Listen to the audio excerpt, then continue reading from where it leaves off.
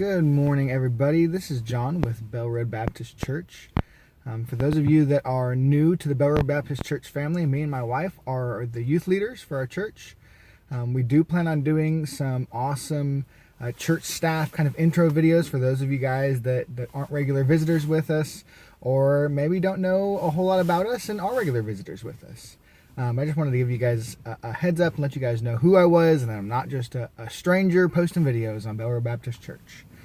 There have been a lot of videos going around lately, and even from our own church, of dealing with this panic of the pandemic, dealing with this chaos, dealing with this anxiety and depression that some are going through, and just the unknown. And I have a particular verse, a particular section that is kind of my own place of peace, if you have it.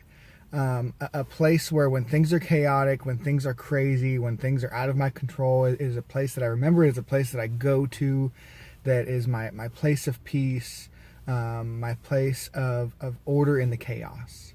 And a little bit of background on how I came to this verse. A few years ago, we did a study with our youth group through the entire book of Revelation.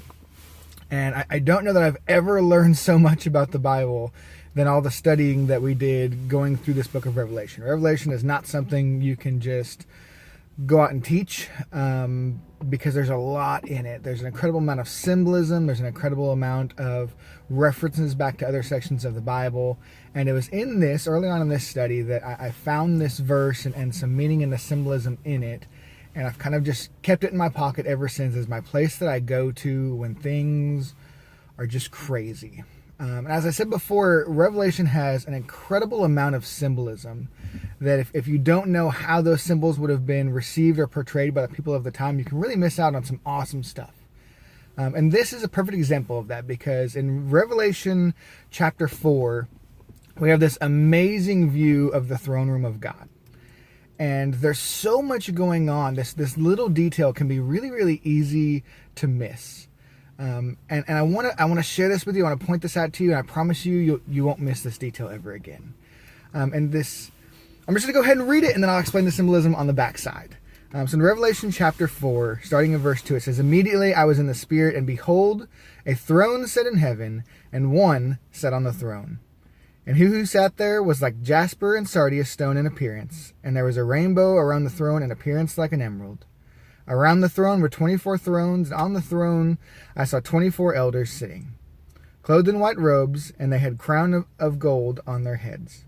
And from the throne proceeded lightnings, thunderings, and voices. 7 lamps of fire were burning before the throne, which are the 7 spirits of God. Before the throne there was a sea of glass like crystal." And I want to stop there. And I'm sure you have a lot of questions right now of, what did I just hear? What is going on? And I don't want to get into all the symbolism, because we're going to be here all morning. And this is just a video I'm doing before I head into work, since I'm blessed to still have a job to go to this morning. But the part I wanted to point out is the very last part there. Before the throne, there was a sea of glass like crystal.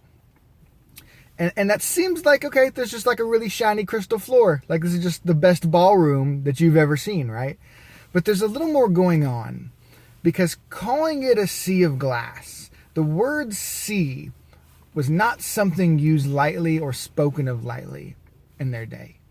Because in their day, the sea was a place of chaos. The sea was a place that they had little to no control over. And honestly, the sea is, in a lot of ways, still a place that we don't have a lot of control over.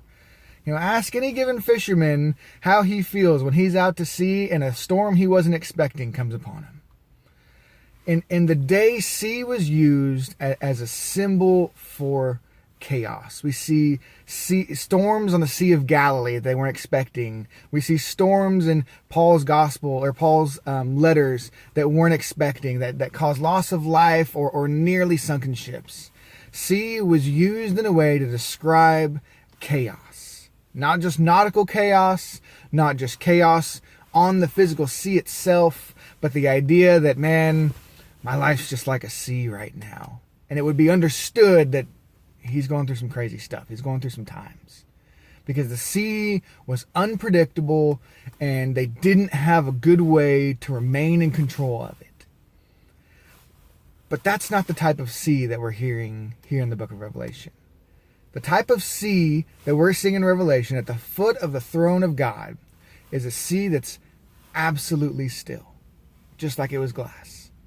It's not rolling, the waves aren't crashing, it's not unpredictable, and it's not out of control, and it is farthest thing in the world from chaos. And that same sea may be the sea that we're going through in life right now. I think for a lot of us, with everything going around with COVID-19, here in Nashville, we just got through a tornado on the north and east side of Nashville. It seems like just a few weeks ago. We had bad weather last night that I've not seen the impact of. There's some seas we're going through, folks.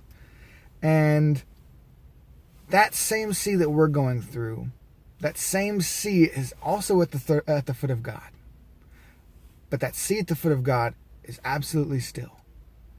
Because when chaos meets God, it doesn't remain the same. When chaos meets God, it doesn't remain chaos any longer. When chaos meets God, it becomes as still as glass. And that is my place that I go to. That no matter what I'm going through here, no matter what chaos seems to be around me, no matter what the unknown is affecting me, God sees that same chaos. God sees that same unknown, but to him, it looks a lot different. That same chaos that I'm going through is like glass at the foot of God. And we have the opportunity to join him there. We have the opportunity to say, God, I am going through some stuff. It feels like chaos all around me. The ship feels like it's sinking. But God, I know that you see this different. And God, I pray that you just allow me to see it like you do. Not in my small mind of only seeing the here and now, only seeing where it immediately is affecting me, but seeing it as you see it. And allowing my chaos to become as smooth as glass too. I wanted to share that place with you guys this morning. Maybe you're also going through some chaos. But know that you're not alone. Know that God sees your chaos, but it looks a little bit different to him. And so I encourage you, I challenge you, as you go through the chaos of this day, join him in the throne room, where the sea is just like glass. Thank you, guys.